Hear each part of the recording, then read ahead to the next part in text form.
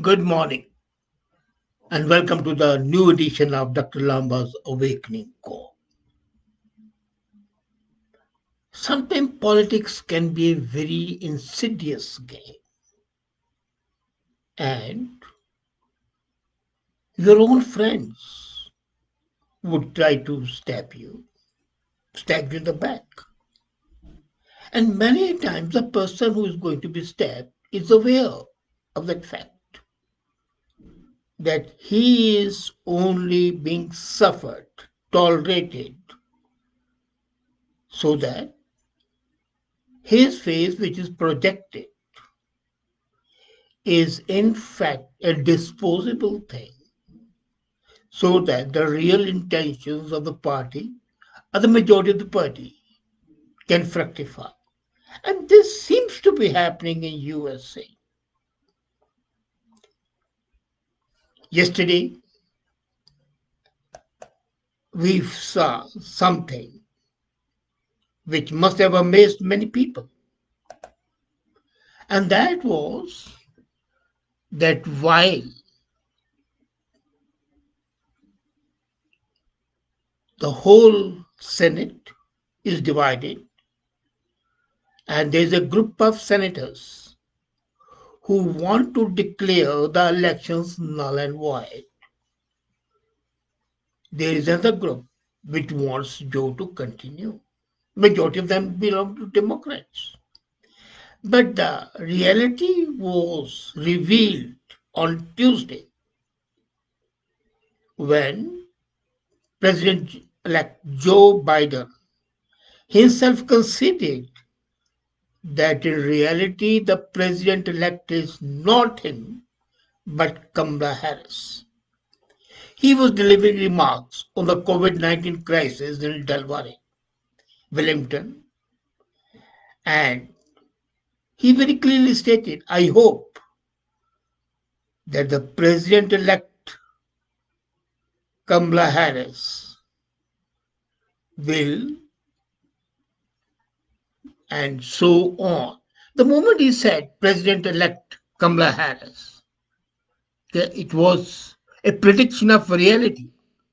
Now we are all aware that Joe Biden is losing control on himself, that he is practically senile, that he makes remarks which he should not make. For example, when he was de- media declared elected, he said, I thank the media for electing me as a senator, not as president. And on Tuesday, he says Kamala Harris is the president elect. Is it an expression of the real situation which he is aware, Kamala Harris is aware, Democrats are aware, but you and I are not? There was a remark yesterday by Singh Jaspal of Mississauga. He said that in case the process to depose Joe Biden has begun, is his trip to Georgia futile? No, it's not futile. Conspiracies take time to unravel. And till the complete conspiracy is successful, it's better to keep on the facade. And that is what is happening. When real president-elect calls his adjunct vice president as vice president-elect, not as vice, but sorry, as president-elect, that shows the real state of mind. You might call it a slip of a tongue. No, it is a fear exemplified. And it was without any ifs and buts. I hope the president-elect will clearly and unambiguously urge all Americans to take vaccine as available. I took it to instill public confidence in the vaccine as president-elect took hers today for the same reason. We cannot deny that November 2020 elections in the USA were an extraordinary event. It was bizarre, outlandish, and it has become an integral part of everyday humdrum routine life of the Yankees. A significant portion of the public does not believe that the November 3, 2020 elections were fairly conducted. Can you believe the media is telling you that the cases filed on behalf of Trump and Republican Party have been dismissed? But while being dismissed, there had been some very disconcerting statements by the justices, which have been suppressed, yes, suppressed by the media. On December 14th, 2020, disposing of one petition by Trump's supporters, the Chief Justice of Wisconsin Supreme Court, Patience Rogers, stated very clearly, and I quote, a significant portion of the public does not believe that the elections were fairly conducted. Once again, four justices of this court cannot be bothered with addressing what the statutes require to assure that absentees' ballots are lawfully cast. And he goes on to say, a majority of this court unconstitutionally converts the Election Commission's mere advice into governing law, thereby supplanting the actual election laws enacted by the people's representatives. When the highest court refuses to uphold the law and stands by while an unelected body of 6 commissioners,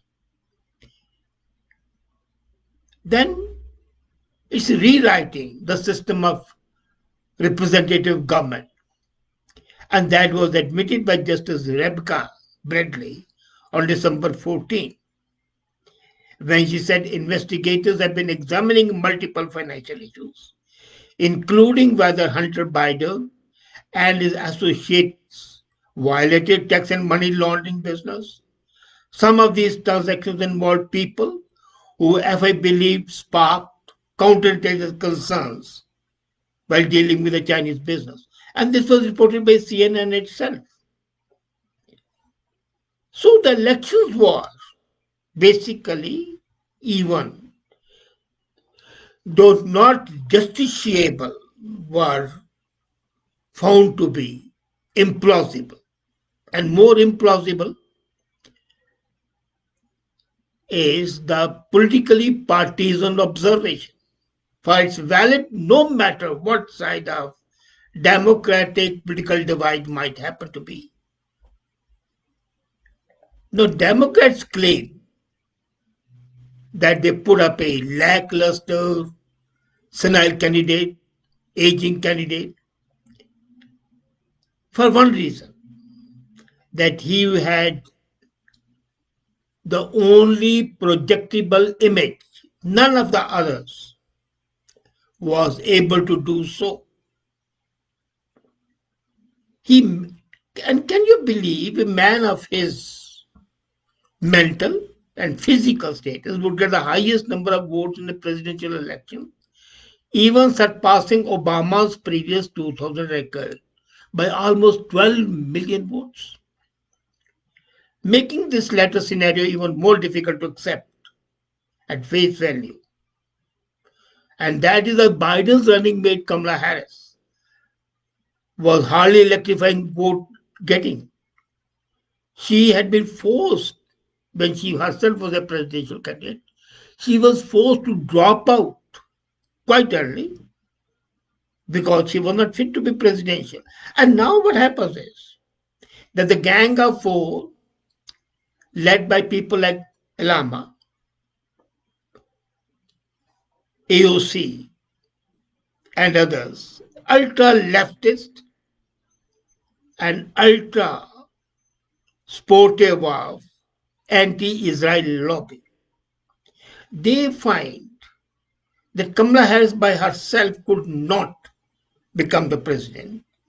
So this way was found to have her as a person. Now, That's why people like Elizabeth Warren were not selected because they would not listen to the Gang of Four and they would not be mouthpieces of Bernie Sanders' communist agenda.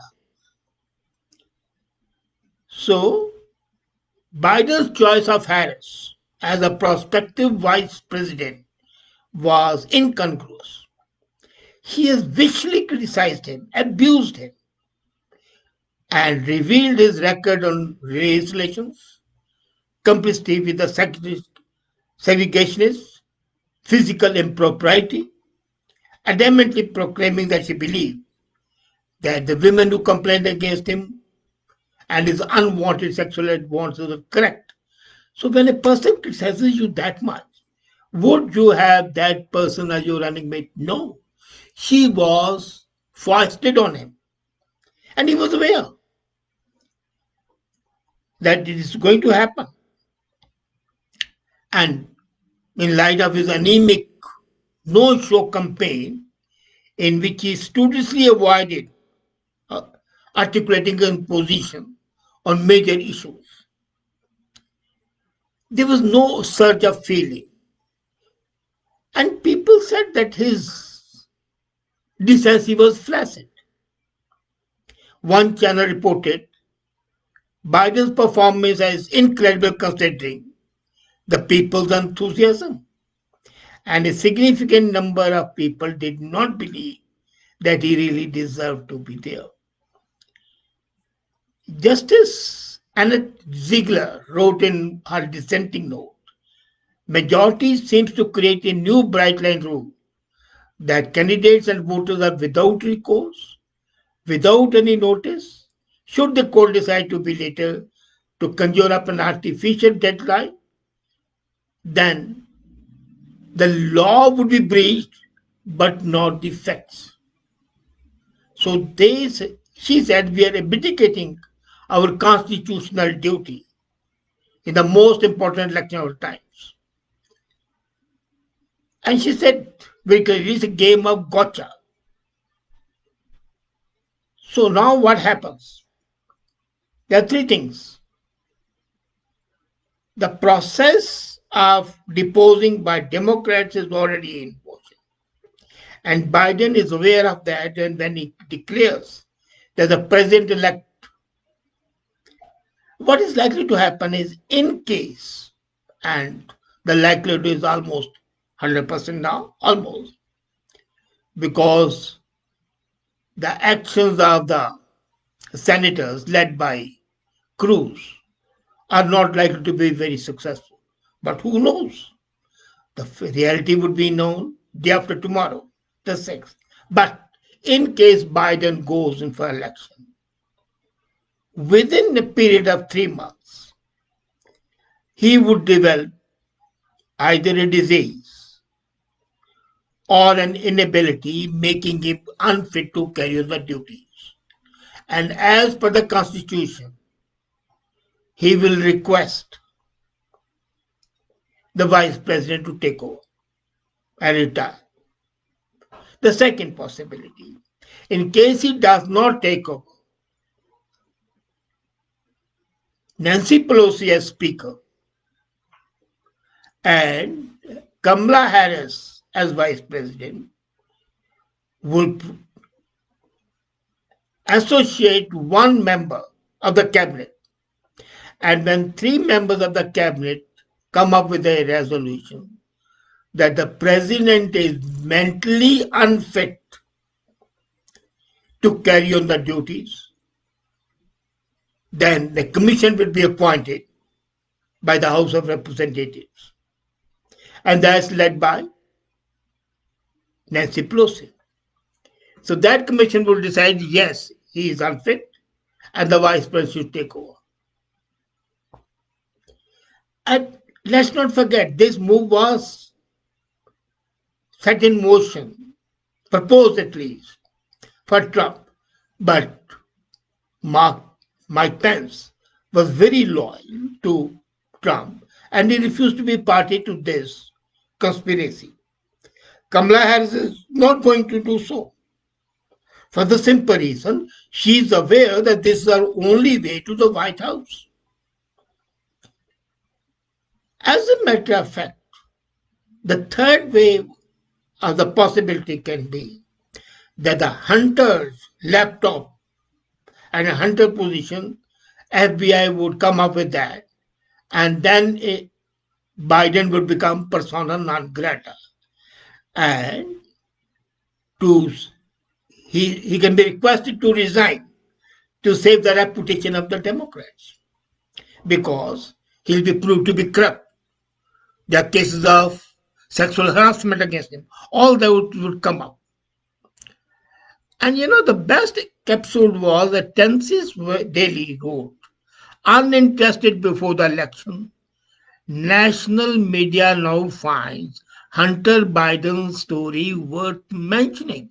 So already CNN, MSN, and others have started with a Hunter Biden story so that in case Biden does not resign or opposes the commission which declares him invalid, they can say, okay, you are morally not fit.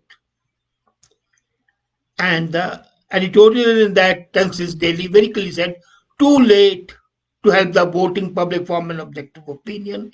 The national media suddenly decided that the Chinese business dealings of the Hunter Biden are worth mentioning. So what they were suppressing before the election, now they are exploiting themselves. It is clear. National media outlet knew before the last month that criminal investigation in Hunter business with China should be investigated. But they refused to do it for the simple reason that in case they had done it, then Trump would have won hands down. So there are three options, and all three have been set in motion. Can you believe the political director of the Democratic Party, David Talion, he said, we are not going with the New York Post right now on Hunter Biden. We'll do it later on. This is said on October 14. And just 2 days later, CNN President Jeff Zucker informed his staff, I do not think we should be repeating Hunter smear right now, but it can be done later on. So the whole thing smacks of a well thought out conspiracy that let Biden be elected. And once he's elected, the process of throwing him out of the White House within a period of 3 to 6 months, if he naturally doesn't die, to ensure that he dies politically. And in both cases, the person who will take over would be Kamala Harris. Kamala Harris, who has been elected on the race card and on the color card, on the gender card. And all three are antithetical to the democratic process. But that's the way the politics is. I sometimes pity Joe Biden that he is the crucificial lamb. But he looks like that lamb who is going to be sacrificed is aware that he is being led to the sacrifice. He bleeds, and in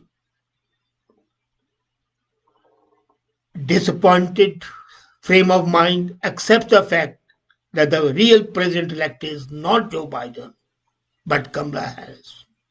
And this is no figment of imagination. As I told you, the process and the three alternatives which are there. 20th January would be the Ides of March.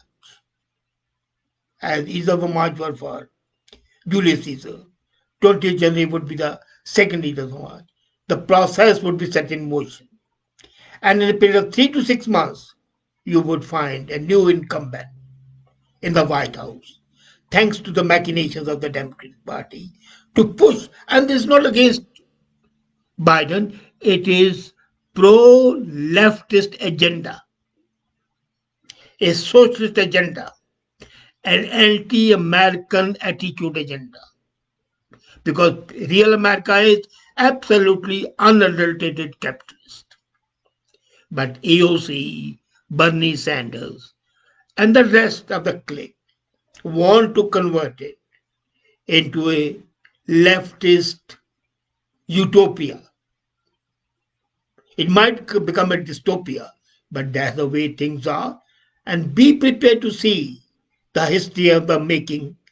2021 would be a watershed in American politics where real conspiracy on the lines of the conspiracies of the Ming dynasty, the lines of old Italian conspiracies would be set in motion, and we will see a new revelation of dirty American minds.